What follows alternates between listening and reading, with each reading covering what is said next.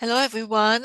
I'm delighted to introduce Paula Marie Staunton, also known as Ishtar, a dancer, choreographer, and researcher with an extensive expertise in Middle Eastern and Eastern dance forms, including belly dance, North African trance dance, and Bollywood styles.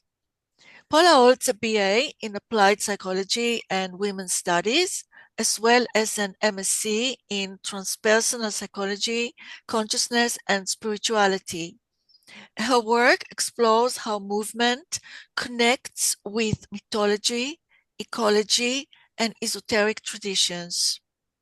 With over 30 years of experience performing and teaching in a wide range of settings, from dance shows and schools to health contexts and international retreats, Paula brings a rich combination of lived practice and academic insight.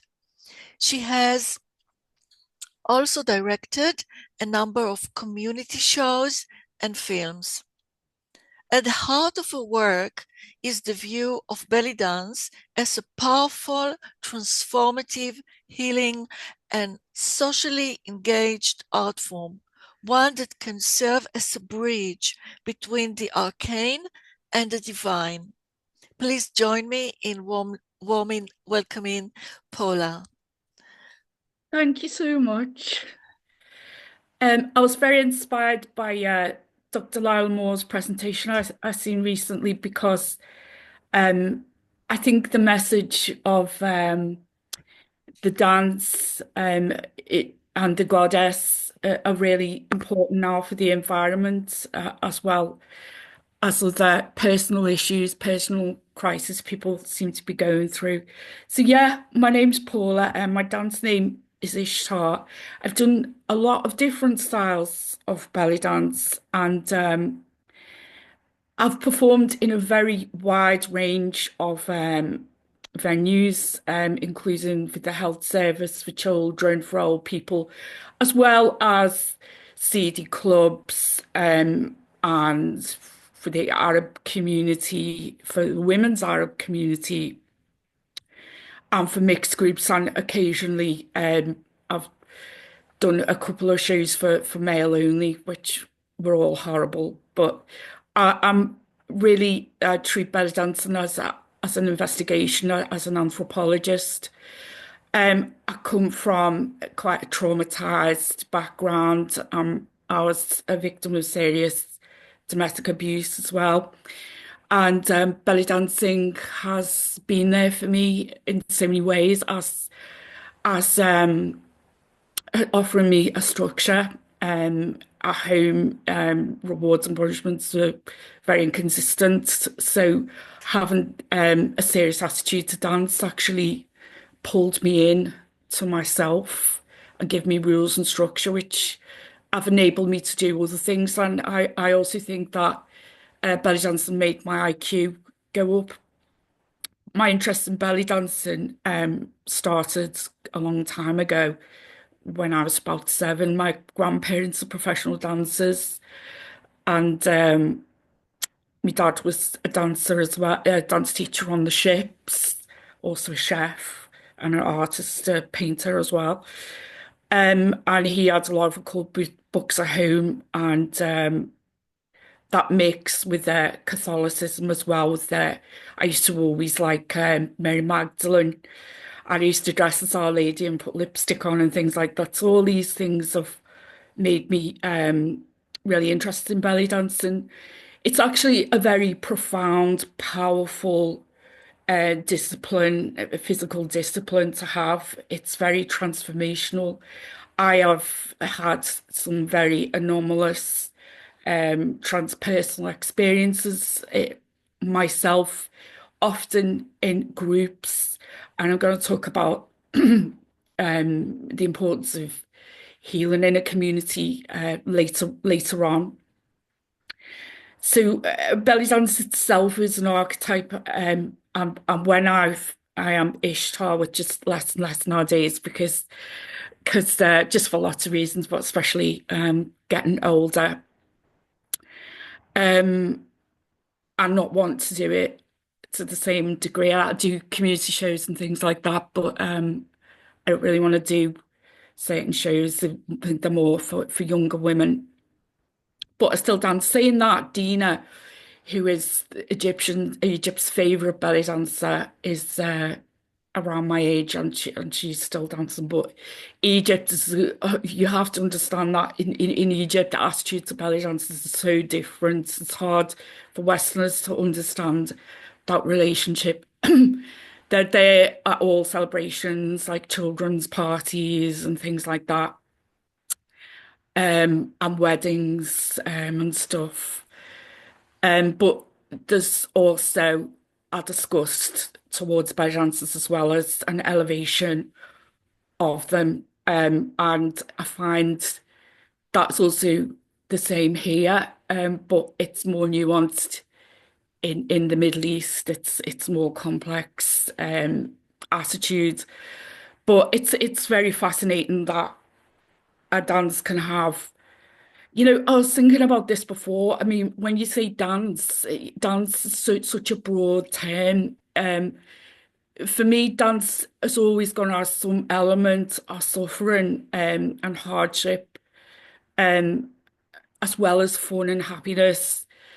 And that's not quite the same as like a ballet dancer. It's not the same as someone dancing in a rave, but that same word is used to describe it. So belly dancing is a dualistic dance altogether. It's a improvised dance. Most of my shows are on my own. It's mainly a solo dance in that way, but are actually all improvised. So the reason for that is because belly dancers do a lot of shows, like you could do a massive venue and then next night be in someone's house. So you can't really plan. You have to go with the flow, go with the Tao of what's going on, and be very quick-witted, and know who to get up to dance, who not to get up. You have to be extremely sensitive to the energies in the room. Although it's a Middle Eastern dance, an Arabic dance, it's actually an international dance, and there is some discoveries in Germany. Oh, the Edgefit girl, and a belly dancer who's, I think she was also an anthropologist, investigated some Iron Age finds, and she concluded from cave art and what the young woman was wearing that it was belly dancing, and that was she was a dancer. So that's the conclusion she came to. The origins of belly dancing are extremely debated, and there's a lot of people who get into belly dancing, especially and not just the Middle Eastern people as well, but it's a bit different because of their religion, maybe. And this probably goes the same for Christians. Is that there seems to be a sense of shame that like they were once their ancestors were pagan, as everyone's were. And belly dance is actually from that time, in my opinion. Although some people say that belly dancing is only 100 years old, but I would say that is ridiculous. From my own personal investigations and my own personal relationship with it. So I think belly dancing is the oldest dance form in the world. I think it evolved with rhythm when people started to discover and explore percussive rhythm. Um, I think it stemmed from that. I think all art is often a need to understand the transcendence or to feel what it's like to be that other object, that piece of grass, that tree flowing in the wind, it's just to find out what is it like to be that. And belly dance is all about the animal world and the natural world and the body moving like that. Sadly, a lot of Westerners over-sexualize the lens. It's very sexualized. I've danced a lot for the Arab community. As I said in the past, I was like the local community, I was like their favorite person. And had some like incredible experiences there. Um, and I learned a lot about cultural nuance and things like that in those environments. But people, as I say, have mixed opinions about this. So what one of the things what I think is one of the healing modalities of belly dance and one of the energetic um ways of kind of like creating a vortex in your own body is through making physical shapes with the body. And this is kind of like the crux of this presentation in a way, or at least a strong dimension is that like the body in certain shapes and movements in space and time is an antennae for energy. The dance of our community is extremely high energy, like I have never experienced with just women only events. Extremely glamorous, but also very like the energy was very uplifting, a very good feeling. So I've had thousands of students over the years and thousands more online, and I've been able to look at their growth through a psychological lens, if you like, and observe the changes. And I've seen some quite shocking things. I've seen people really grow. I've seen them come off antidepressants. I've seen people recover or at least be in remission from certain physical ailments. But I think that these things that are all connected. So with belly dancing, it's like it's a very primal energy. It feels very, it's very like it's like belly dancing for me is like a tether. It tethers me, although it also releases me at the same time. I feel released and a sense of transcendence, but at the same time, it's very earthy. So I'm not like some healing modalities which rely on altered consciousness. I'm not flying away. I'm always here in the body. And as someone said to me once, if you're not in your body, then who is? You know, I think it's very important for health and well-being to have a sense of embodied to have an embodied practice, you're very lucky. I'm actually a gardener as well. And I'm very lucky, even though I'm getting older and I'm a bit like stiff now, I'm not as strong as I used to be. But connecting with the earth is very important to me. And thank the goddess, I've been quite physically well over the years, and I think a lot of it is that. Physically for me anyway.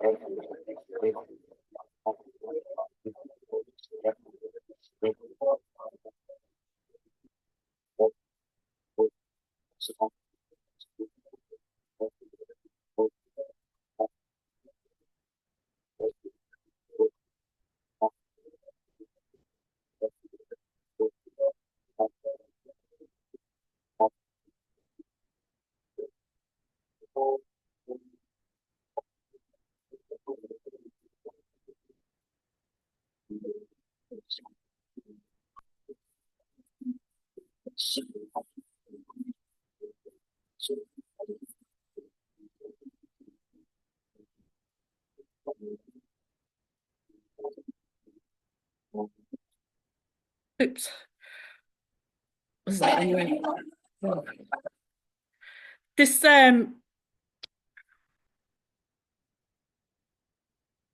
so everyone has their own reasons for the dance or the yoga or the tai chi that or martial arts. Everyone has their own things driving them towards it.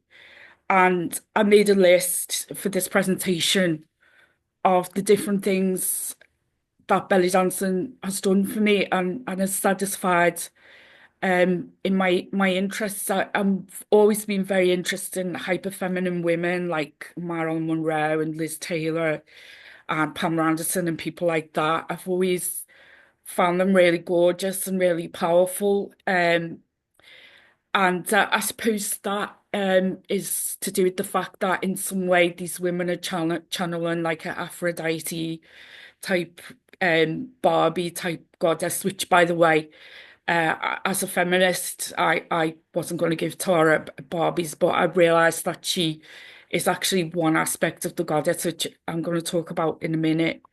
But goddess spirituality is something which I got like very interested in at the same time as I started to belly dance and read quite a lot about it. I like to be part of a community, and belly dancing, you can be in the international community with other people. It's not always nice, as you can imagine. There's nice people and there's not. A lot of people work out their dark goddess issues through belly dancing, unfortunately.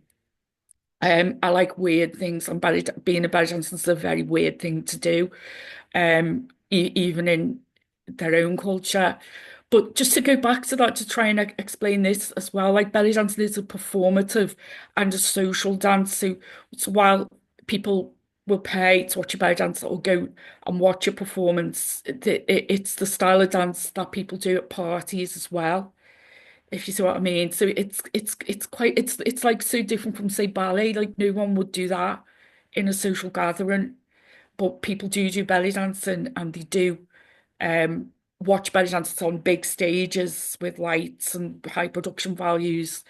It's a very strange dance for being so broad and having so many, different applications. Um, I actually do drag occasionally. I'm always in a little group with other boys, drag king and belly dancing is a form of drag. It's a form of costuming and inhabiting a different persona. Costuming, I like helping women, and I've always really liked creating spaces that are fun and a place for growth and reflection and discussion. And I've been doing that for a long time now as well. And around my work, there are quite a lot of people who are in a community who've become good friends. So this is a bit of a shocking video, but I'll tell you about it in a minute.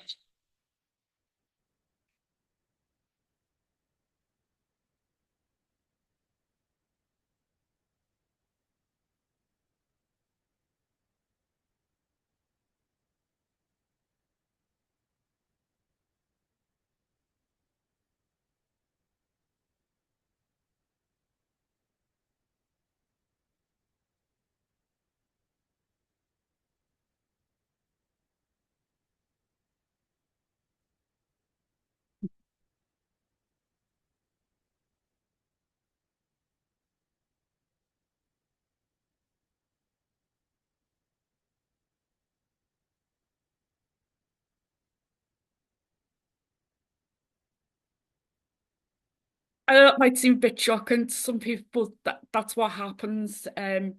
Unfortunately, at that actual gig, I felt like I lost a bit of control, and I kind of felt like I was going to die actually because I couldn't do anymore. But it was like they were making me do it with their energy.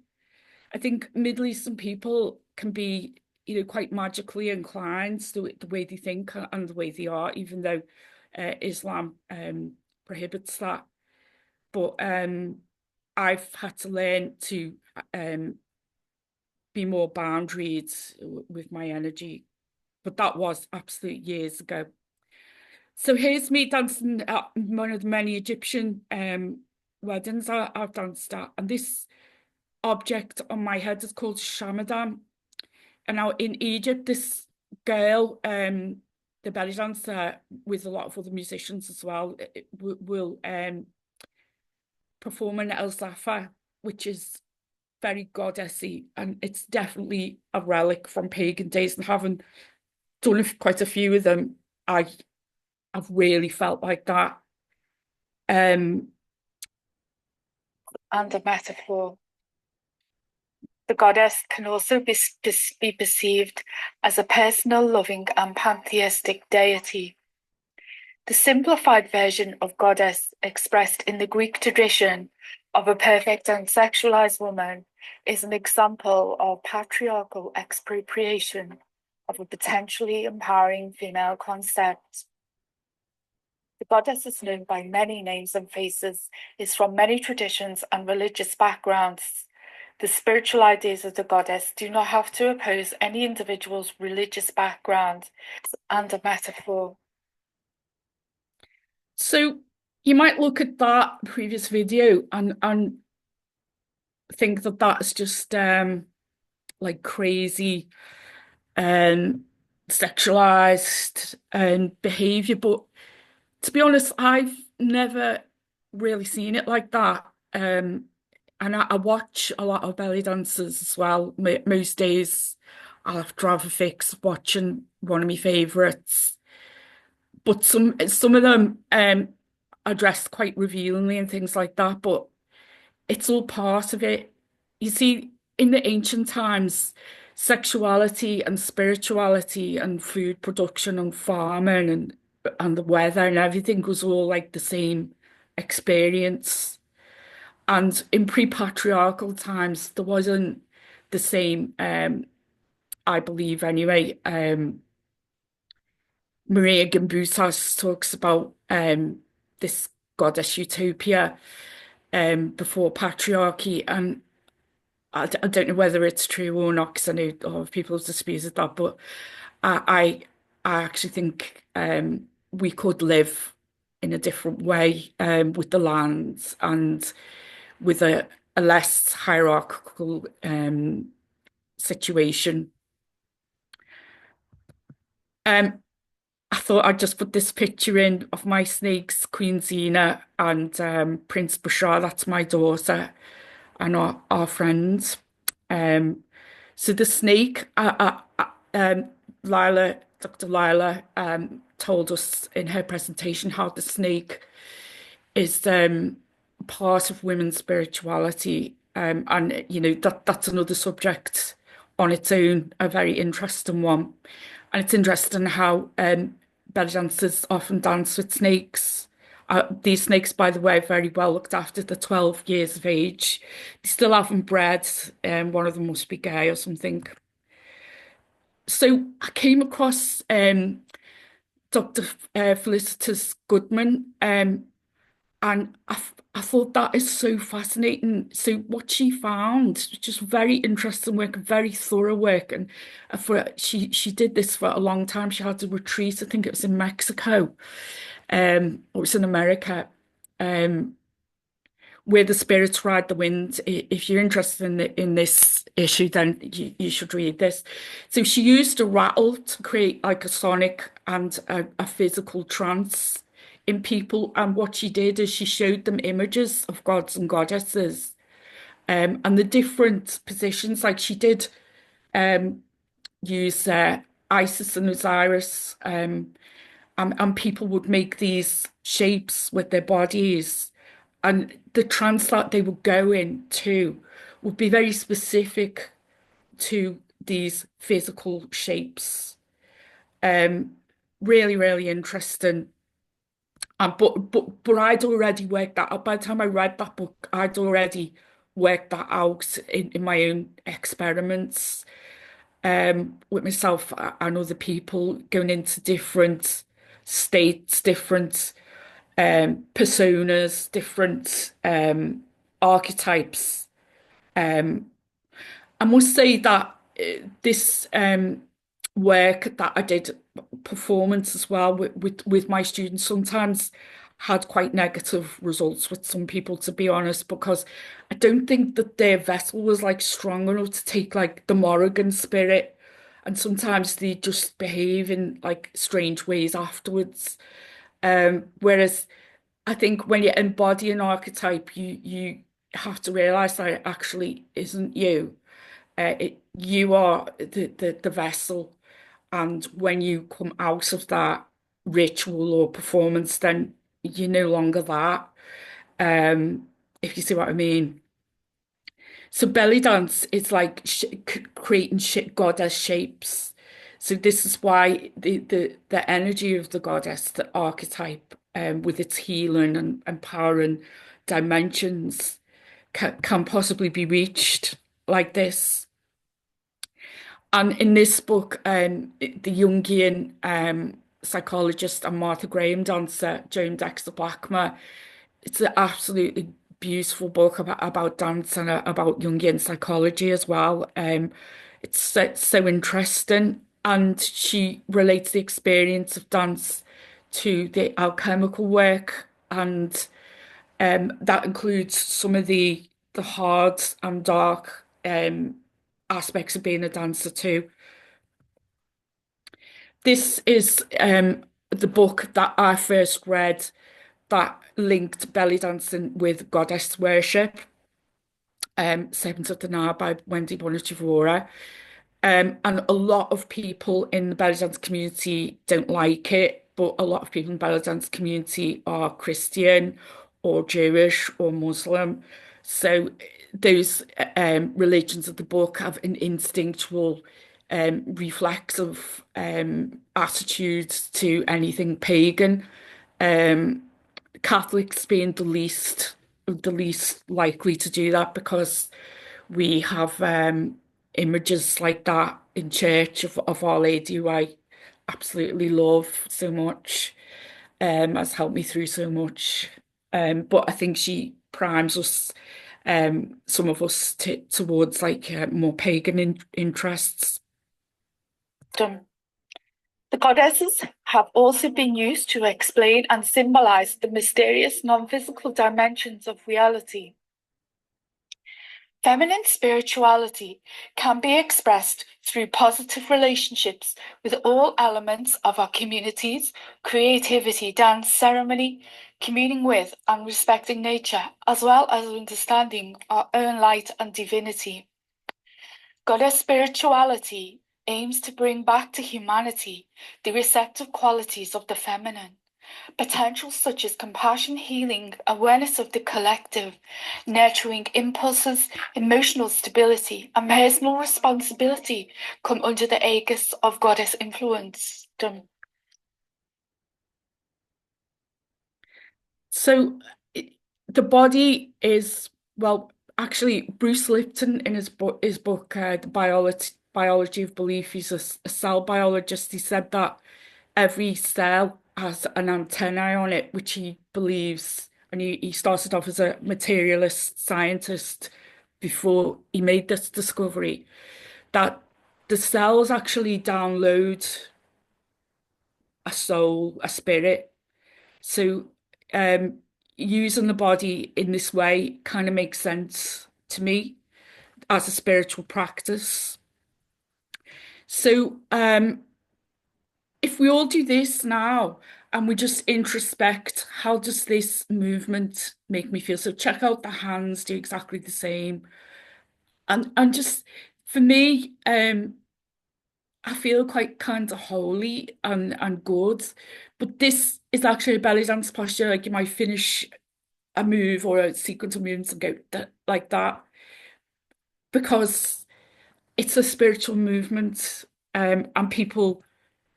So here's another. So if you put your hands like this now, and you just get this feeling, I feel really strong and powerful in this position. I feel like really tough, like a tough girl, but beautiful as well. So she's a very common goddess for the unknown people, and loads, hundreds of these have been found, as well as I forgot to put an image in of this, but you can check it out. Friezes in Crete from the Minoan times, 5,000 years ago or so, show sequences of movements which look like belly dancing. So I call myself Ishtar just because I'd heard of it. I didn't, and once I'd made that decision, I researched it strangely. And Ishtar is a dark goddess, a goddess, a dying and resurrecting goddess. Um, she she's not always nice. She's quite horrible as well as being kind and being a healer. She's quite butch, she's quite masculine sometimes. I've seen this in the museum, the Louvre, was it? No, not the Louvre, the museum in France, in Paris. And in real life, it's just so incredible. The eyes are actually red, ruby red. And if you want to just try what she's doing now, so if you just put your shoulders back and put your hand out like this, and just see how does that make you feel? And for me, this can be a receiving or a given kind of posture. And again, briefly in movement flows, we will get that. So this is quite a hard one to do, but it's like a yoga posture. And this is actually my favorite goddess of all, Isis, because she is so beautiful and I've had so many visions with her and Osiris, and they've all been so kind and so helpful and so loving. Isis's energy is just, she makes me feel like crying because I love her so much. And her cult actually reached all the way to Britain. Um, and that's why we have a river called the River Isis. So, and there's also been a lot of people who made comparisons with her and Our Lady, the Catholic mother goddess, because colours and the fact she's shown. I'll just show you actually. This is we got this from Egypt. So she's shown a cute little baby Horus. This is a really heavy stone statue we bought last time we were in or the time before that when we went to Egypt. Um, so yeah, she's shown in that very caring but beautiful. You see, the religions of the book present women in a way that makes people frightened if they see something they perceive as like Aphrodite, like sexualized, and it can make people a bit hateful towards that sort of thing. So Our Lady is like a sanitized version of that. So going back to belly dancing, although it stimulates a really um like a feeling of like connection to the goddess, even if you don't know it. In men and women, there's that religious indoctrination which that expression of female power always needs to be controlled by other women and men as well, of course. So being a belly dancer is a very, very hard thing to be. Sometimes it's really fun and you get a lot of attention, things like that. Although I'm not interested in that really anymore. But you do get people not liking you, Muslim people, Christian people. jealous people. You know, it's not an easy thing to do. You have to, I suppose you just have to really be called to it. But it's so fabulous for your health. You can help people. I've helped so many people, hundreds and hundreds of people, to feel better about themselves as women. And to you know, we live, British people are quite a repressed culture, so it's been a good opportunity for them to break free a little bit, to break out of their own inhibited, you know, staying small um conditioning.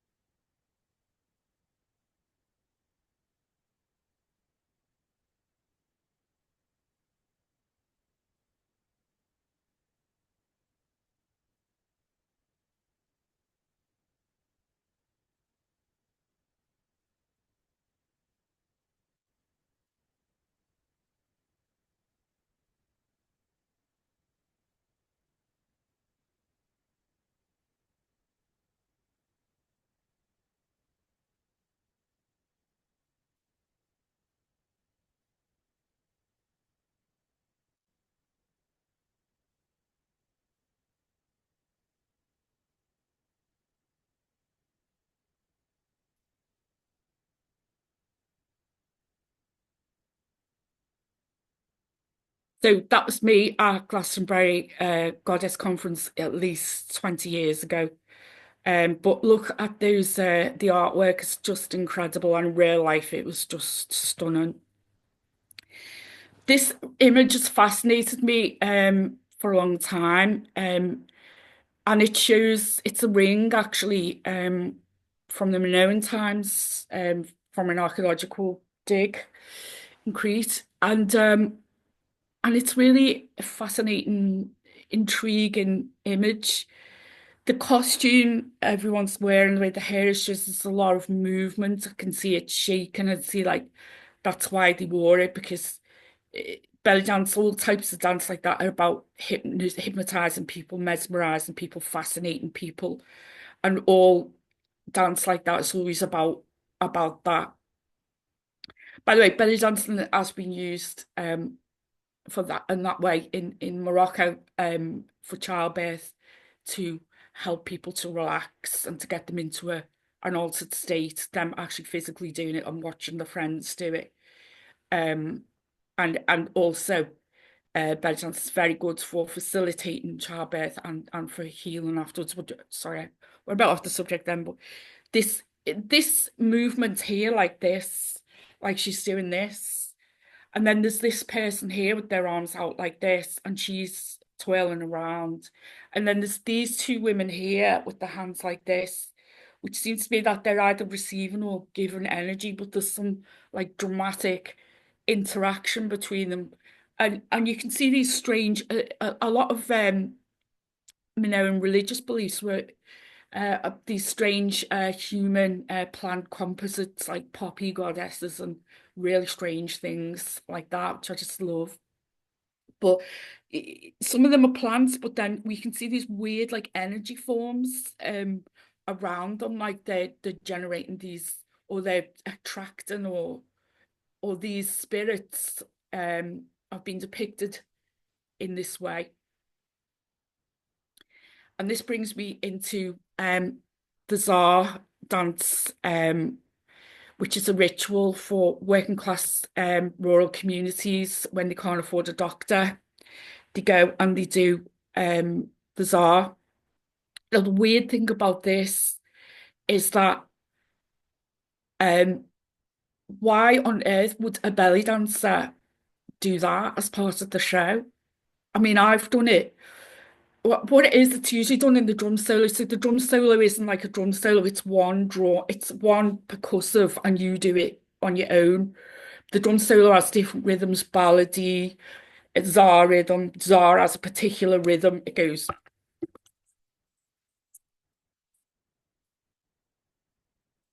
It's a very, very ancient rhythm, and it sends people into a trance, basically. But if you hear like Khariji rhythm, then you'll start doing this other dance, which is also quite trippy. That's from the Gulf. And melody is like a more like countryish.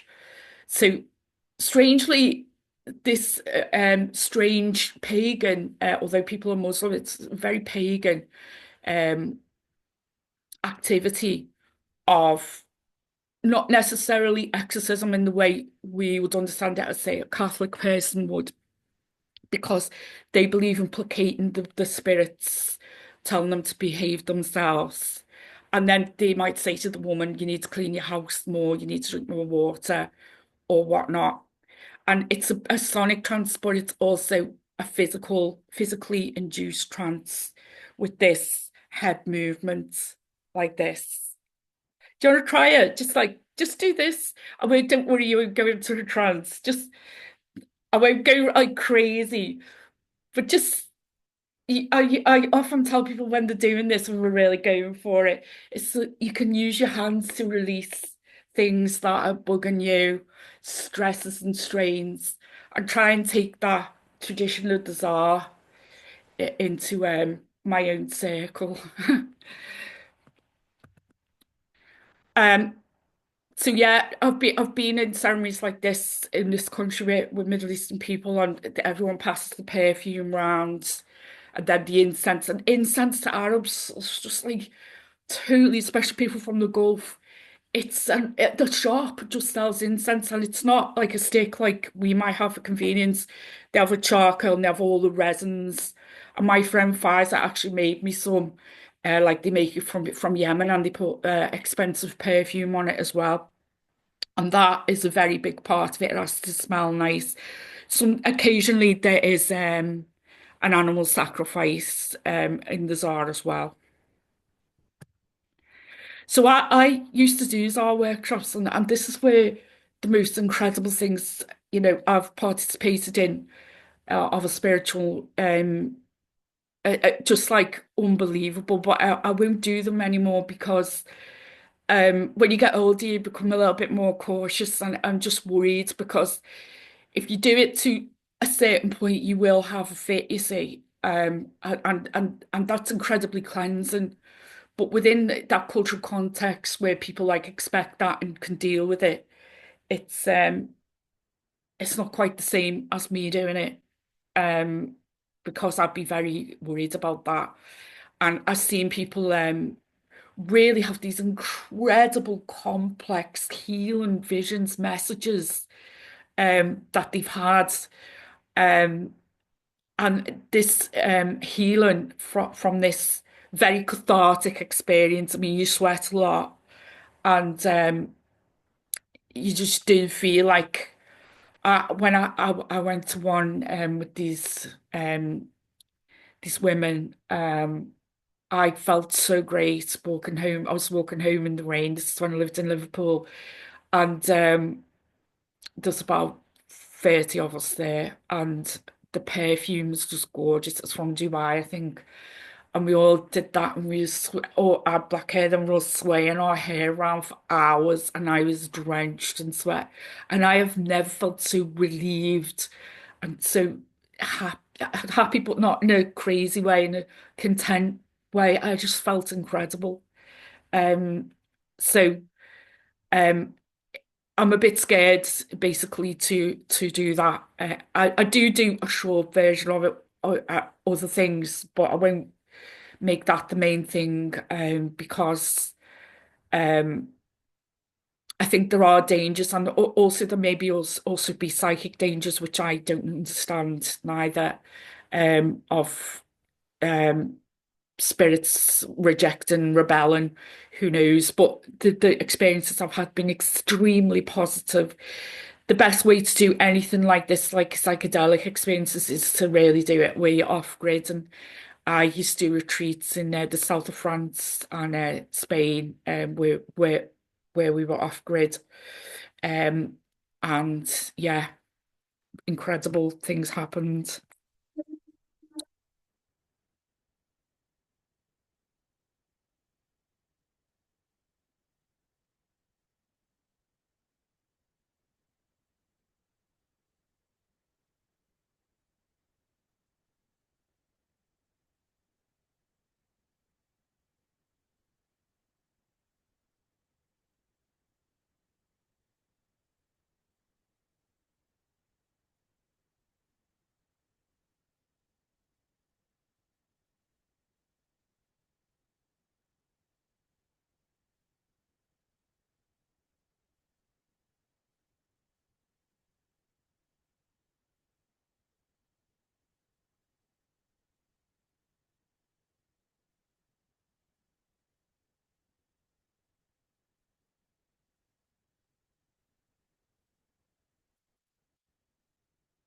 So that was me doing a stage version of the Zāar. You might have noticed that I brought some incense out on stage, and I've seen other people do that as well, to kind of bring that like ritual feeling to the audience, because I even think watching it and being in that atmosphere can be very healing as well. So I've only had this, belly dancing is a massive, massive subject. That's why I haven't, I don't think I'm the best person in the world to say about belly dance history and things like that. Although I've been studying it a long time, I still feel like I've got a lot to learn too, because it's actually a massive subject. There's millions of types of forms of belly dancing with different types of costumes, and different types of history as well, hair story as well. But I just like people to know that it's more than just a dance that you see in a restaurant, or these lowly stages where people belly dance, where I've belly danced a lot. But there's even a value there though, that you must see, that like dance and enjoyment of life and enjoyment of the body and fun is very, very healing for people. Healing does not have to be sitting on a cushion, being very proper and middle class and sensible. Healing can be a lot of different things. And a lot of Arab women I've known personally have been, you know, involved in domestic abuse and things like that. And that dance is a liberation for them, and something that keeps them going and gets rid of tension and anger. And that's what a lot of Middle Eastern women have told me that they use belly dance for as well. I think it has great potential. If you've read the Body Keeps the Score, it talks a lot about embodied practices there, and I think for domestic abuse, sexual abuse, and things like that, belly dancing can help people, may help people to reclaim their body as not as a sexualized thing, but as a joyous object that connects them to nature, that connects them to their own spirit, and connects them, if they think that way, like I do, to the great goddess as well. So yeah, um, that's the end. Thank you so much for listening. I'd love to hear any questions or comments, or anything like that.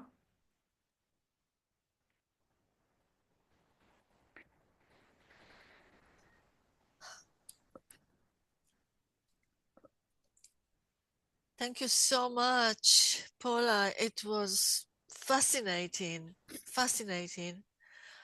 Thank you so much. I'm so happy that you liked it. Yeah, yeah, I did, and I think most people found it very interesting. Um,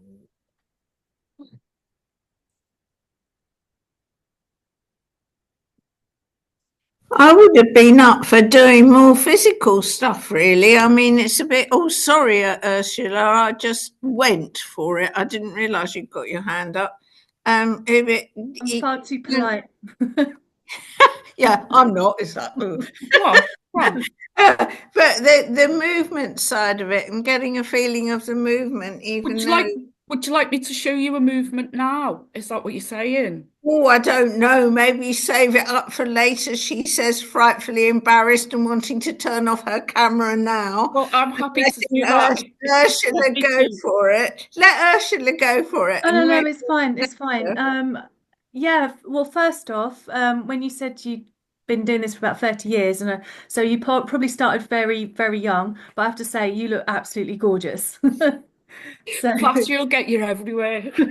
So I'll ask my questions now. That was totally fascinating. Thank you. I guess it's not something that I would normally tune into, but when it came from my inbox, I thought, oh, that could be really interesting. And it absolutely was. I'm more kind of like a sports person, so and also strange things. But anyway, which does bring me to my question. You mentioned that there's, in the Zāar workshops that it can be dangerous. I just wondered, can you say a little bit more why? What is that, just the fear, or is things Traditionally, happened, people or? are actually aiming to have a fit and go unconscious. That's like the objective sometimes, because it's a deeply cathartic experience. But if I seen someone, it did happen once where someone couldn't wake up from it. But they said I was quite worried about that. That I don't think I've done it since then. But she had a wonderful vision, and she just physically couldn't move. Mm. So I realised that, if someone's got epileptic tendencies, they probably would. But I mean, it probably wouldn't harm them. But I just don't think I'm, big enough really to facilitate that sort of level of consciousness change. Although I might change my mind. That's how I feel at the moment. But who knows? Okay, thank you. I understood that one of the origins of the belly dance, and where it was very common, was in the harems, that it was Absolutely. intended as a woman-only dance, and women celebrating their breasts and their hips, and that the meaning of it changed drastically when it was moved out of the all-female environment and moved into the bars, and that it's very different when it's all women together celebrating. And as you demonstrated in the Turkish one, it becomes profoundly different, both spiritually and in the area of gender and sexuality when men are present. I'm wondering if I mean, the Turkish example was quite, I mean, shocking, really. But Was, yeah. interestingly, that the men were beating on the floor, which is interesting because, of course, was grounding it in the earth as well and picking up Yes. those there. So, I mean, there was meaning in what the men were doing as well as what the women were doing, and something I felt in that beyond the sexual and so on. But I was interested that you didn't mention the harem tradition and the traditions of all women and how they celebrated in Well, an all woman's there's a lot of things. tradition. There's a lot of things I didn't mention because there's so much. Edward Said is a good book, I think, to read if you're interested in Orientalism, because he critiques a lot of the Western ideologies, like you were saying. Yeah, women did dance in the harems, but they also danced in the villages, on the fields to make the crops grow, in the friends' houses. And women have been doing that, I believe, since the beginning of time. And the sensual movements, I mean, and most of my work, that's exceptional because most of my work has been in all women's groups, and these have never been allowed to be recorded because belly dancing's haram, actually, but everyone does it. And I've seen some amazing women dancers, but if there was a man there, it'd be very, very bad news. And these conservative women, if they were to do belly dancing as a profession, it would be a very disgusting thing to do, and they would be chucked out the family. Although everyone loved it, everyone knows all the belly dancers. They were fabulous resources. In fact, my first belly dance resources came to me through people in the Arab community because there was no internet then, so they gave me DVDs, VHSs, I mean, of some dancers that I still like today. But that's a fabulous point, and yeah, maybe I should have made more of the fact that the dynamic, I think, is what you're getting at. The dynamic of women together is completely different. I think it's Unbelievably interesting different. what happened in Christianity. One of the stories that's in the New Testament the story of Salome asked to dance at the party, I think is an example. Well, some of the theorists see that as an example of the reason that Salome was so cross at having to perform that dance in front of Herod and the assembled company, was because it was a woman-only dance, and Wow. she didn't want to do it there. Yes. And she was very resistant because she regarded it as a holy dance, as part of the ritual of the women celebrating the goddess. And when it was moved into there, and the reason that she appeared to be so violent in asking for the head of John the Baptist in that particular story is because John the Baptist was in fact preaching against those women's dances. And so it makes a completely different version of the story of Salome dancing, and that both Salome, Herodias, Mary Magdalene, Mary, the mother of Jesus, were in a group who were still maintaining that tradition in the Judaism of the day. And so it really changes the Salome doesn't become a little sexual creature. She becomes an angry woman being asked to do something which was both ritualistic, sacred, and also women only in the context of a male party. So I thought it was worth you sort of knowing that bit of the sort of Christian tradition of the gospel. Thank you so much for that information. I value that, and that has just blew me away, actually. I love it, and thank you for giving me some inspiration for my research, which after this course finished, I will be finding out more about that. That's beautiful. Thank you so much. Well, thank you for a lovely presentation. Thank you.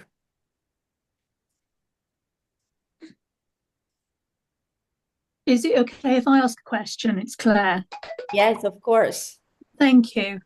Yeah, I mean, I can imagine it is incredibly empowering for women to start belly dancing, because they're actually, moving their hips, almost freeing their bodies.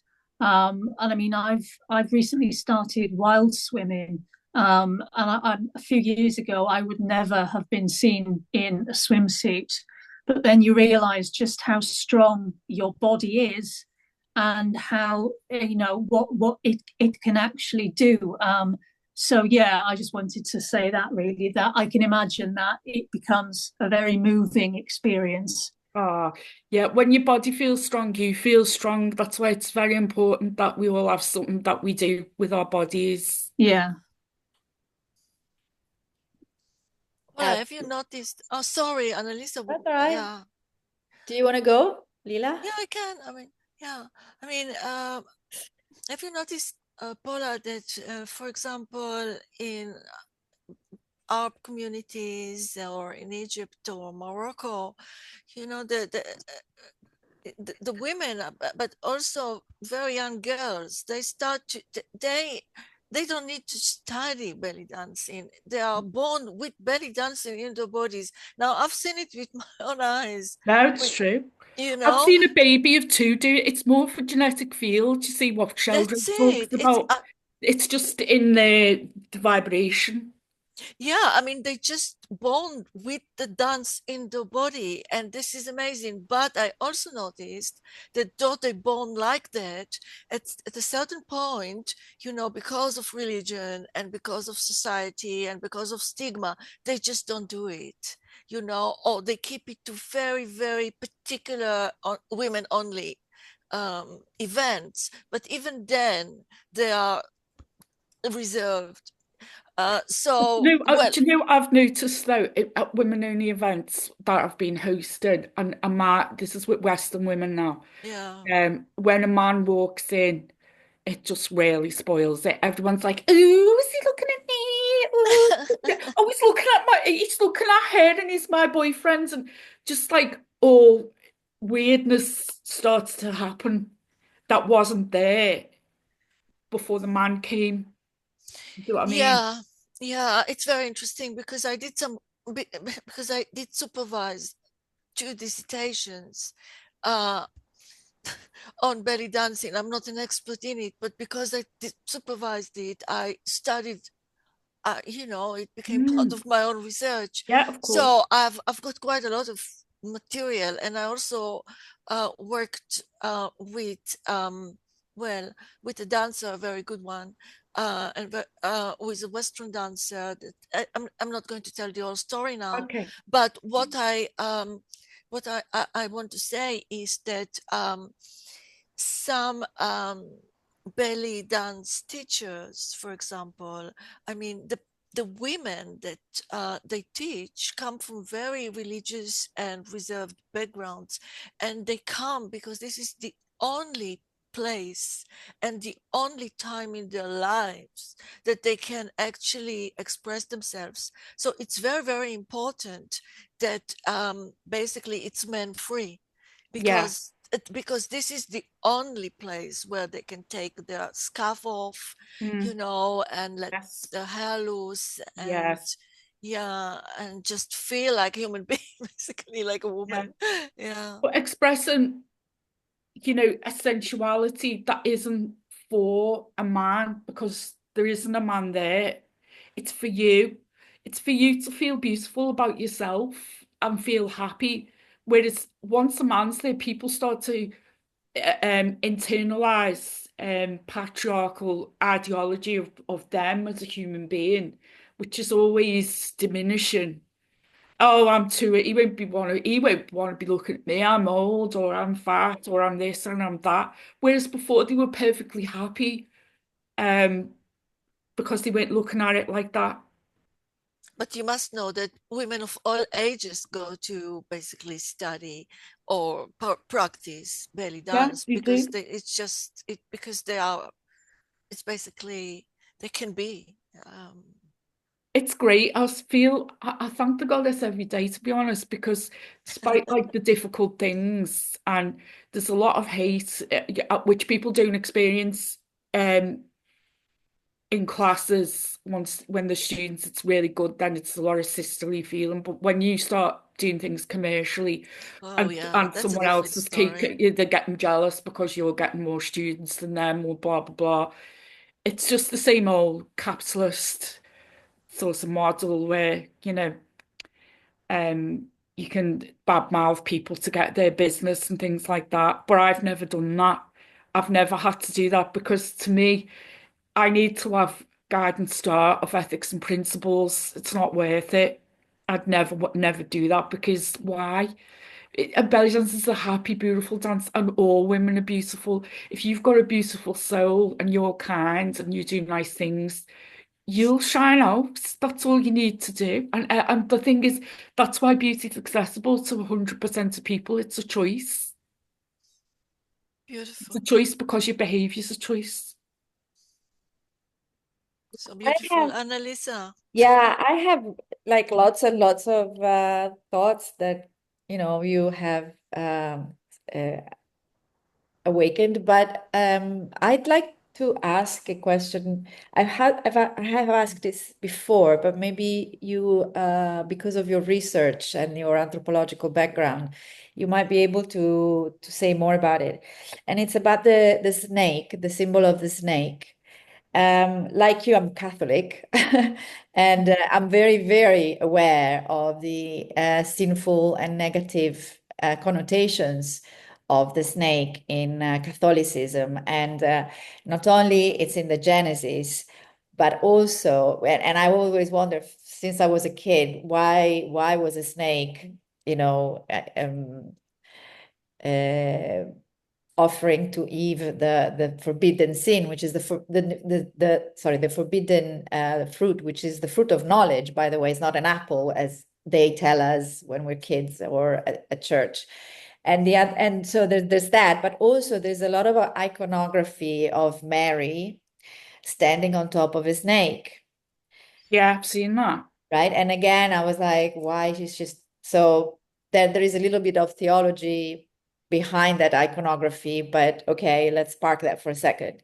But then in some of the images you showed from what we consider pagan religions, I think you showed the Minoan culture, was I think maybe also the Egyptian, some of the Egyptian images. I know that in Persia and Khan also the serpent was a religious symbol, it has. So I've wondered if the Genesis story, the serpent is representing other religions or I can't say this word, Poetry. idolatry. Yes, please, thank you. So the temptation there is from non-Judeo religions or pagan religions, so non-monotheistic. And it's a thought that has been in my mind for a while, but I haven't researched it and I haven't found any confirmation of my theory. Well, I've thought all those things myself, and Dr. Lila Moore's presentation about the subjects is it's very interesting, and says a lot, answers a lot of those questions. But the Gnostics had a different approach to the snake, I think, as what you say, a revealer of knowledge. But I think snakes and belly dancers and women generally and witches and certain types of women are That's kind ideal of shadow projection of others, because people have told me all kinds. I've got snakes, as I said, and people have told me all kinds of things they're going to do. They're going to do this to me. They're going to do that to me. I'm like, how many books have you read about snakes? None. Have you ever owned a snake? No. Have you ever watched any videos or documentaries about them? No. Where's all this knowledge coming from then? Why have you got all this expertise when I've lived with them for 12 whole years? And when I first got them, I got obsessed. I like to collect information when I get really interested in things. And my snakes are royal pythons, which reminds me of the pythons in Delphi, was it? Where the priestesses were getting visions with the snakes. So yeah, Lila's presentation was good like that, because it put the snake in a light. It shone light on this creature. Snakes are pets, right? They like you. Mine are very affectionate sometimes, very sweet. They're just animals, but they do have this incredible like dignity and grace about them. And even though I've had them 12 years, I still feel a little bit scared of them too. But just to go back to the symbolism of the snake, or belly dancing seems to connect snake to feminine or feminine Yes, sexuality absolutely. or feminine Yeah, spirituality. yeah, And so I just wonder if this repression of the snake has something to do with repressing feminine spirituality as well yes, as sexuality. absolutely, I'm absolutely. just And trying to connect the dots. sexuality generally as well, making it into, because I mean, my dad was going to be a priest. I know a few other men that his family wanted him to be a priest because he was an altar boy in the church. And you know, oh God, sorry, I forgot what I was going to say. That was leading up to something interesting, but I've now forgotten it. Um, but yeah, I think it was about sexuality or sensuality. I'm not sure. oh yeah, and he was very like embarrassed by if anyone was kissing on the television, he'd always just go out the room. There's a lot of like shame around that. And my mum, they're both from very Catholic families. There's a lot of like embarrassment. But the thing is, I don't like sleaze neither. Maybe I'm a bit like that too. I don't like, people go swinging and things like that. I really don't like it. But I think a lot of us are in this shame.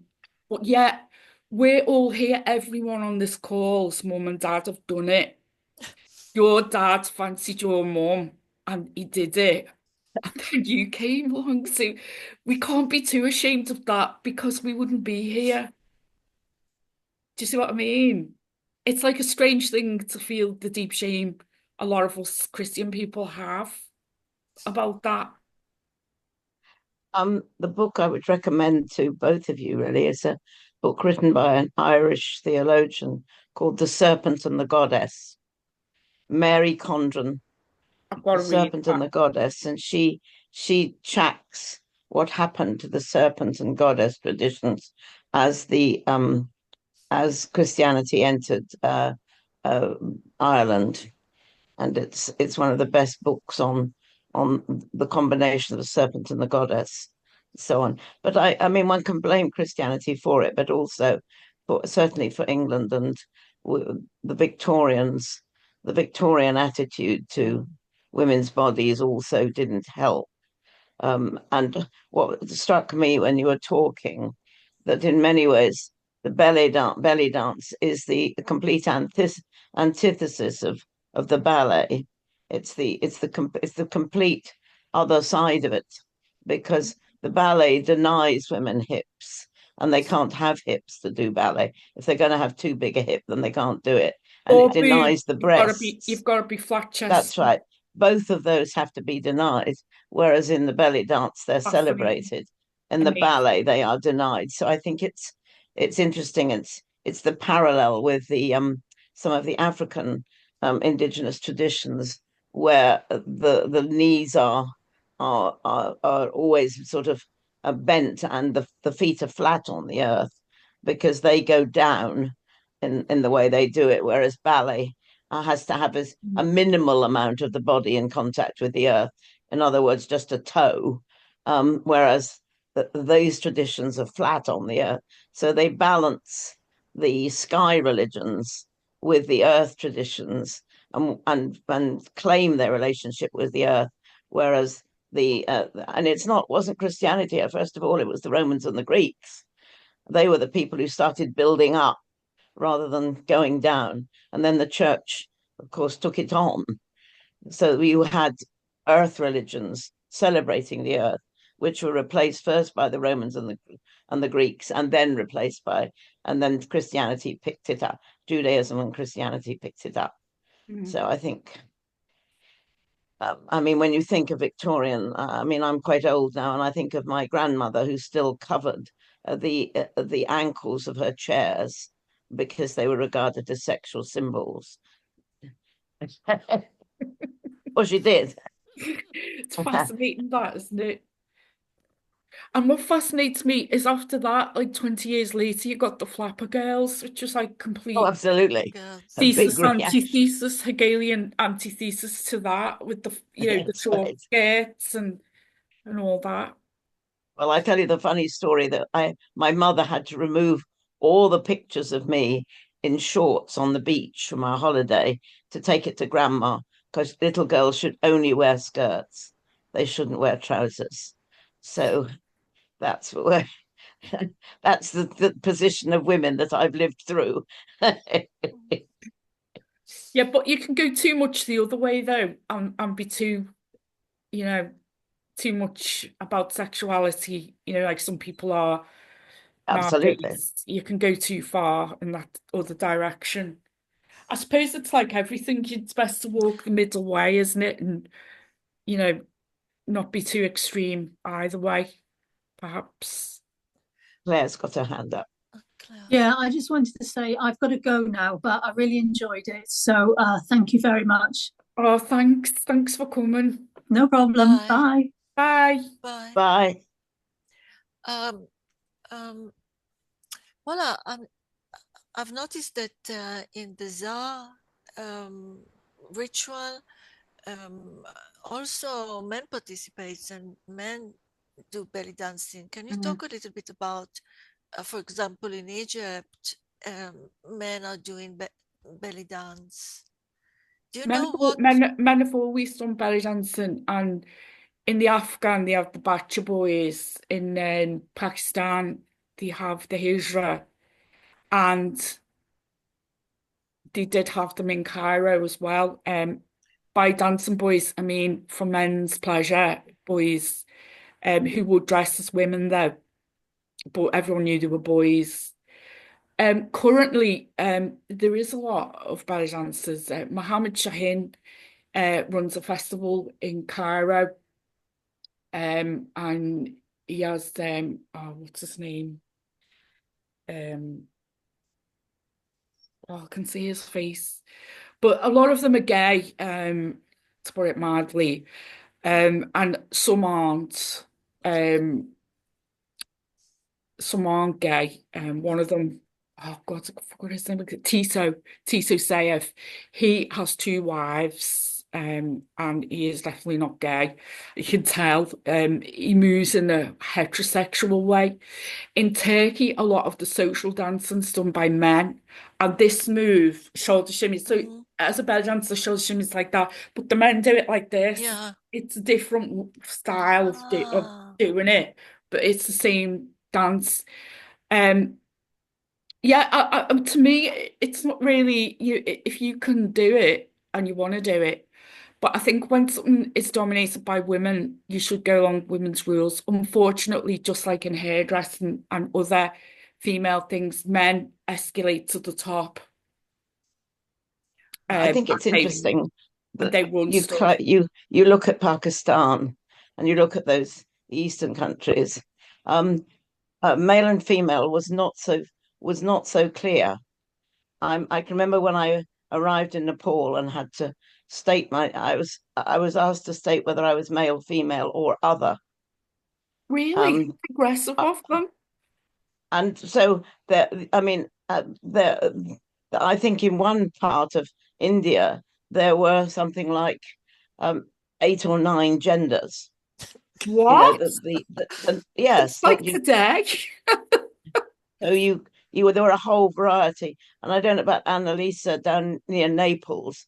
There were some men there was a category of what we would call men, which was quite distinct, who were. So the notion of male and female is a very Western context. And in other cultures, for example, they left hermaphrodite children they didn't correct the gender.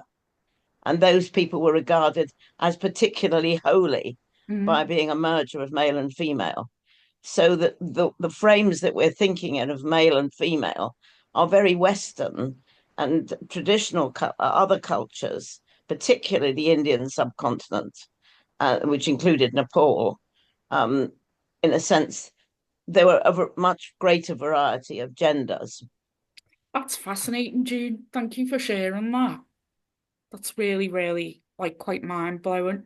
But I suppose it doesn't really matter, does it? We're all souls in a body. I mean, it does and it doesn't. I think when you're older and you're not of breeding age, then it becomes less relevant. Yes. When you're interacting with people, you're not as concerned. Do you know what I mean? I do. I know very well what you mean. Of my age.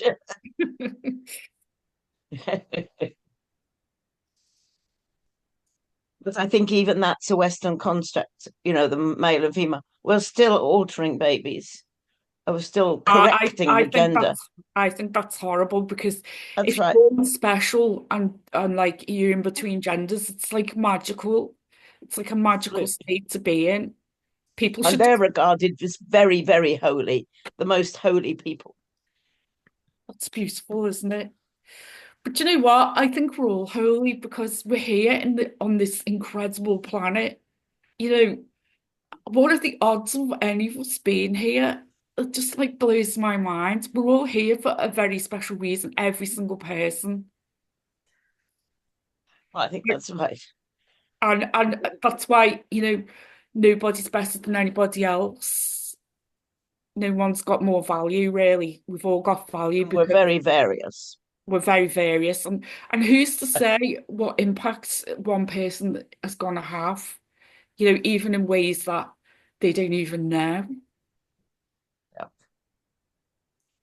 Yes, I can't. Yeah, Melissa.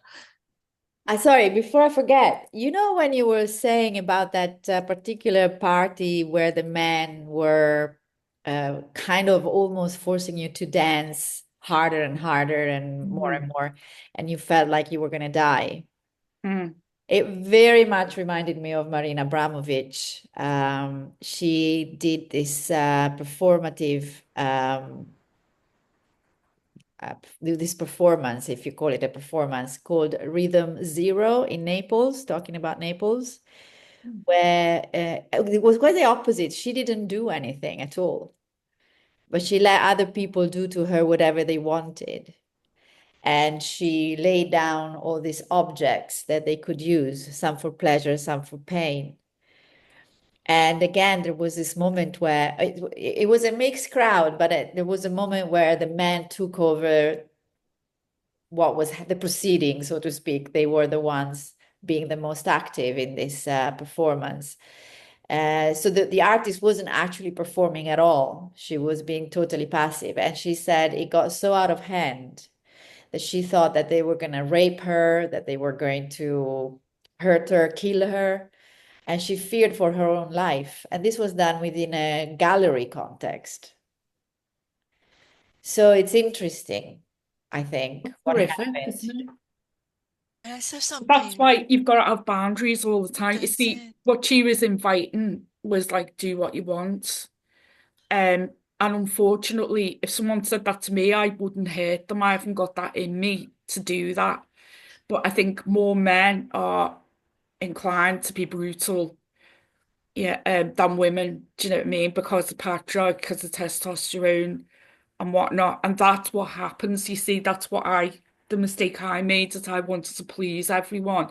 And then I was like, I honestly, some of them movements there were not me at all. I had disappeared.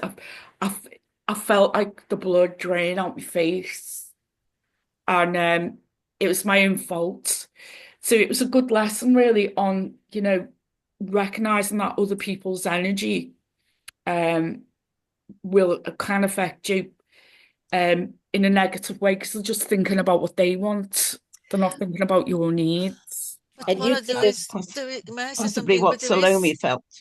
yeah, Yes, but And there is absolutely. in Middle Eastern dance, I mean, and also in belly dance, there are protocols.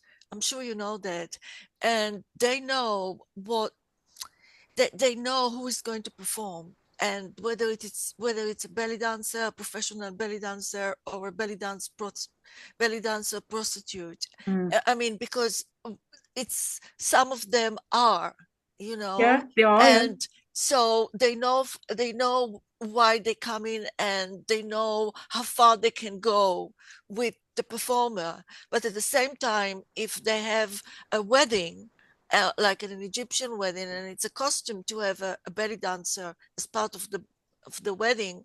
So, I mean, nobody would dare, to insult her or humiliate her. So I think that with belly dance, again, you have boundaries. You can put boundaries. And Well, most yeah, belly dancers are quite tough. The tough girls. You've got to be you've got to be yeah, very strong and have a strong persona when you walk in. To be honest, um, I can't remember hardly any times where I've been sexually abused during belly dance show. It's very, very rare for that to happen, exactly, like you say. exactly. It's Um, rare. Yeah, it's very rare. there's a that parallel. wasn't It, anything to do with that. That was about the dance and about me want me to be more and more entertaining and do more and more crazy things. It wasn't that much to do with sexuality, maybe. It's to do with entertainment and control. Although in the research that I was supervising, one of the dancers who used to do commercial dancing, she doesn't do it anymore, but she did. She said that the reason she stopped is because she was so sexualized by the men in the crowd, in the audience, that she just couldn't stand it anymore, because her dance was a form of spirituality, or a form of something more than just being an Like I say, object. a lot of my shows have just been for women anyway. So um I think that the most gigs that most people get are for women's groups. Like I do a lot of hen parties, or women's organisations ask me to dance for them. and schools as well. I've done loads of schools on culture days. Um, there's a lot of opportunities to be a belly dancer other than clubs and restaurants. And restaurants are usually families and friends out together, so it's not usual for that to happen in that context. Yeah. Although that's a very lowbrow performance space, as you can imagine, where Yeah, but in exactly. life, because like if you're belly dancing like that, like what type of dancer I've always been, right, what crazy thing can I do next? Get a snake harp or sword on my head, do this, do that. It's always been like, how can I grab the attention and hypnotize people and get them into this other state of being, which is actually a very joyful state Mm. if you interpret their movements, because as some of you may know, there's this mirror cells in the brain which are activated, which make a part of your brain feel like you're the one doing the dancing. Yeah, That's why it's kinesthetic. been very satisfying doing dancing for disabled people and in hospices, which I've done as well, because I think, well, they can't move anymore, so part of them will be experiencing movement through me, and I've been in some extremely spiritual states. None of these situations have ever been videoed or photographed, obviously, but like beautiful times, like really tender, emotional times, with people, including old people's homes, and people with dementia, all kinds of people like that. So being a club dancer is only one section That's it. Yeah. of being a belly dancer. So men are going to objectify women anyway. You walk down the road, if you're an attractive woman, men are going to look. It's not just when people are dancing, is it? And that's what it's like in I life. think you see the codification of male and female in Western society has to a certain extent caused that. And I think men are struggling with now contesting what has been constructed of what manhood is. And I think a number of men are rebelling against that. And that's when I go back to societies which didn't have two genders. The one I was trying to remember, Annalisa, was the feminiello, they Yellow, were yeah. called Yeah, yeah, in I was Naples. thinking, but And it's not a positive connotation though of being called femminillo. It's a negative connotation. well, I mean, that's They, they that's because we've recognize, got male and female, and people don't fit the category, so they don't like them. But well, they are I, a diminished man. They're not, it's the Napolitan society is extremely macho. So that's right. so there are real men, and then there are femminillo, and femminillo That's right. are what we would consider drag or simply gay, effeminate men, usually young, not usually But young. that wasn't always so. They had their own particular, and this clearly defined male female, which is a Western invention, is been very bad for both men and women. Yeah. And, men are living up to an image as much as women are trying to retain theirs. And I think that, that there's a whole area on gender and sexuality, or gender and sex, which, in a sense, what you're exploring through dance is this very grey area. And there are men who would want to do it and want to challenge everything that it means And why to not? be You to, should be to able be a to. man. But I also do drag. I think I said that earlier. By that, I mean I dress up as a man Yeah, sometimes, Sebastian, and I'm in a group with other people who do that.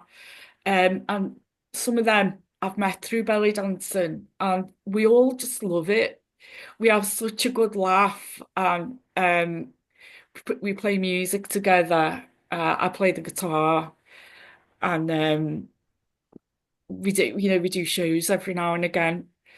And what that's taught us, my friend Lindsay, who I've been doing drag with for about 20 years, she did a master's dissertation in drag kings, which is gender studies, and she did about drag kings, and her research indicated that because, like, again, going back to what I was talking about earlier, is because I'm taking up space, taking up, sitting there with your legs open, embodying, like that, not really worrying about what you look like, being a bit rowdy and things like that. It's very, very healing for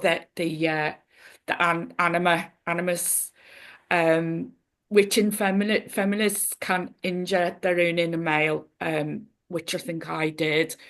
And drag is kind of a critique on men as well, of course, and laughing at them I and just read stuff. one other story of that. When the British went to Canada, they found in the indigenous traditions men, people who were male in ordinary everyday life and female in the religious context. They Wow, even used that's fascinating. their upper voice. They dressed and so on. So they had two identities. And what happened to them when the British appeared is that they were regarded as mad and put into asylums. Oh But they shit. hadn't been regarded as mad until the Horrible. British came with their idea that you had to be a man or a woman. These were people who were apparently a mixture of them, and therefore the only way they could designate them was that they were mad. British So there was another ethnocentrism, example. mate. It's our Sorry, a British ethnocentrism.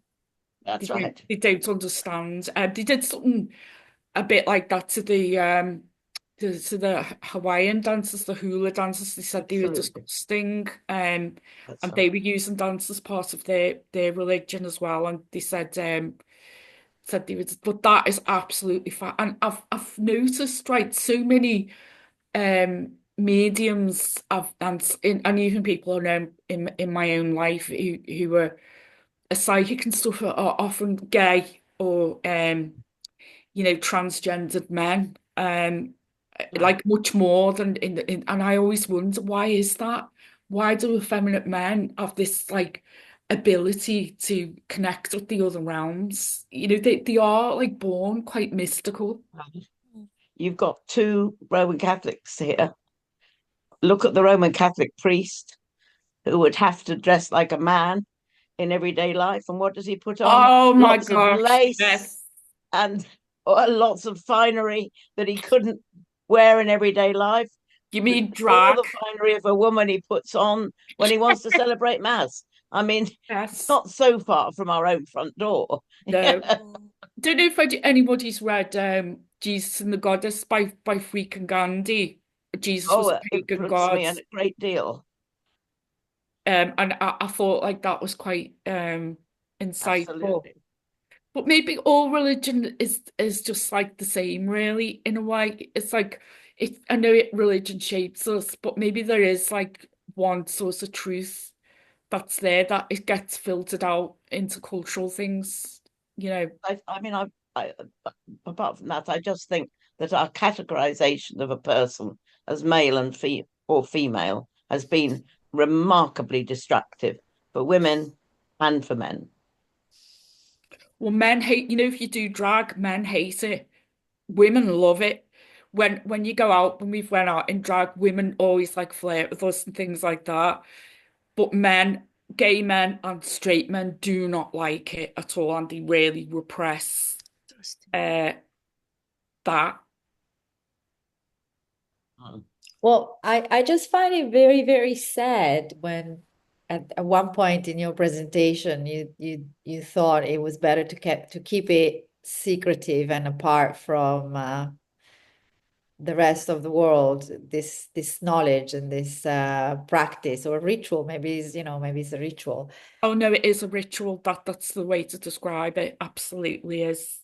It goes back to esoteric knowledge and occultism, and I think we are at a point in our secular history where we do need to learn about this knowledge, and we do But need. then sometimes I think occult knowledge was better as a secret because sometimes some people just aren't developed. I'm sorry to sound like a Yeah. snob, but they're No, not. you're right. It can cause psychosis, and I've seen it. Even meditation can cause psychosis, let alone doing something as dramatic. Like meditation is a soft version of trance. Trance is very cathartic and weird.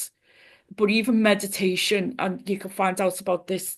When I was doing my degree at the John Moores, someone in one of my psychology classes, a really nice, normal, middle class white lad, I'd seen him again and he was completely different. And Who he, invented psychosis? Western culture. Psychosis didn't yeah, exist in the true, Middle true. Ages.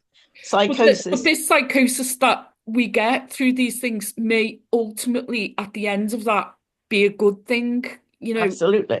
But That's the I'm not mistake. saying there's no danger. I'm just saying I don't think that I could hold space if something like that happened, and it is a risk.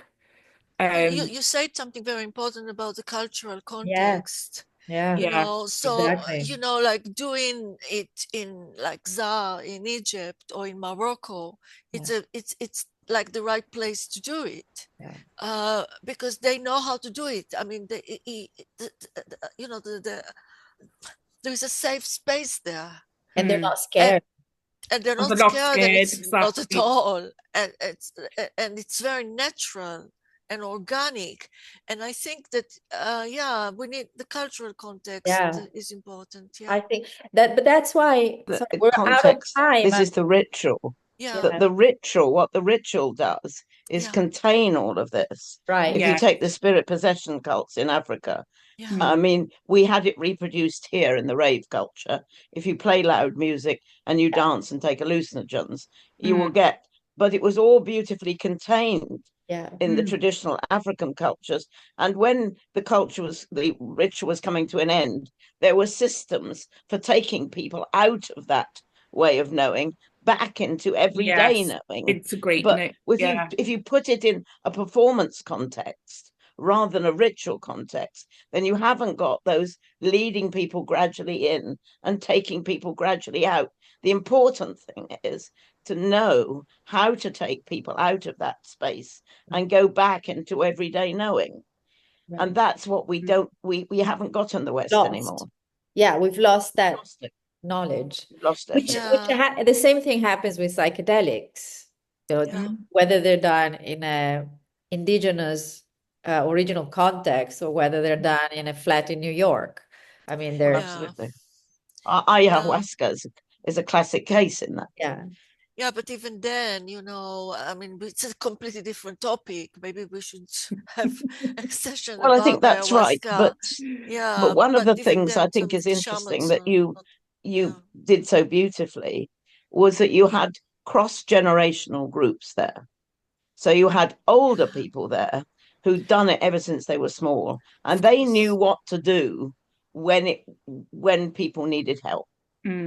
Well, often what happens in Western society, it's a particular single age group experimenting with nobody who's been doing it for a long time and has that. So in those cultures, and you rightly said you could do this when you were 2, or you could do it when you were 82. So you had a real cross of generations. What happens here? It's a group of youngsters or a group of middle-aged people. And the elders in our society have been shoved away into old people's homes, the people who might have been in those gatherings and might have helped. So I think what you revealed so beautifully is what happens when you take ritual events and shove them into a performance space and a commercial society, and then they go very differently, as Leela's pointed out, from the way in which they sat in ritual context. Well, when I did the Zāar, it wasn't in a performance space at all. It was usually in, the countryside, in a safe space where we'd spent 2 days leading up to it with various exercises. And that's why it's powerful. And then a whole day of decompression afterwards. That's what Van Gennep wrote about ritual. Ritual has 3 things. The leaving of the world behind, the trance state, whatever you want to call it, in the middle. But the most important thing is how to lead people out of the middle back into the ordinary everyday knowing. But that's why I said it was a strange thing that belly dancing also takes that and does it as part integrated. So Yeah. my whole point is that belly dance is a profane and sacred dance all in one. And this is why these elements come in during a cabaret performance even. And once you hear that rhythm, that's how you move to it. And that's what everybody does. You know, it's not just me. It's like all Middle Eastern dancers will know this. And that is the very strange thing. But that I talked about this to show you that although belly dance is very earthy and crazy and joyous, and lively, and sexualized sometimes, younger people, it's also very deep and calm and poetic and deep and transformative. It's all these things in one, but that's women as well. You know, women are beautiful, but we all shit and piss. We all lose our temper. We've all got a horrible side to us as well. The thing is, don't project it onto snakes or belly dancers or foreigners or women you don't like or gay people. You know, take it all back into yourself. And that's where the power is. I have one more question, but would the sexualization and objectification change if you change the costumes of how important are the costumes to Extremely 10 out of 10. So if you're doing a ballady dance, so you're doing Khaliji, which is from the Gulf, yeah, which is like a trance dance as well, but it's done as a social dance. You wear a thobe, and that's a very loose garment that you can't see. So when you're in an Arabic social situation and the Khaliji music comes on, everyone takes off the belly dance belt. You don't do that with the belt on. You have to take that off. And it's all about the hair. It's another name for it. It's like hair dance. So that is extremely important. If you haven't got a thobe on, it's not really, people aren't going to recognize it. Alexandrian dance is another one where it's like a little dress with a big shawl. That will only be recognized as that. Cabaret belly dancing. You see, the funny thing is that Western people often think when they see tribal dance, they call it, that's like traditional because they've got like bits and bobs of costumes from indigenous people. And really, I remember when tribal dance came out, it's a complete invention of the West, but Western people go, oh, look, here's them doing sensible dancing with coins and they're all covered up. But it's just to deal, and it's very desexualized, which is like another thing. You know, it's desexualized because Western people want to see that. But no one would invite a tribal dancer to the hen party or the wedding or anything like that. I've always been interested in very traditional forms of belly dancing as well as the healing forms, the trance and that, Yeah. which is like quite common, you know, for Middle Eastern dancers to do. It's not. Most people aren't as sort of kind of like trippy as me and interested in this to the depth that I am, but some people are, but not many. But yeah, the costume, you know, but you know, when you were little and you had a Barbie and that, and you put clothes on her, you really enjoyed that time. You know, you thought she was beautiful and you liked combing her hair, and there's nothing wrong with that. You see, when I had my daughter, everyone was saying, "Oh, you shouldn't give her Barbies," but she really liked them. Then I remembered how I was playing with them as well because Tara's an only child. How much comfort and happiness she brought me as an escape from my childhood, the fantasies that Barbie has. And now I think that she's an aspect of the goddess. Of course, no one's going to be able to look like that, but she has the very slim waist and shoulders of the Minoan dancer. She's got the same figure. She's got the same figure as Isis, very slim waist, long legs. It's an archetype. It exists in the collective unconscious, and little kids are very interested and aware of archetypal forces. And who are we to dismiss them just because they're young, saying, oh, they don't know, they're only playing with dolls.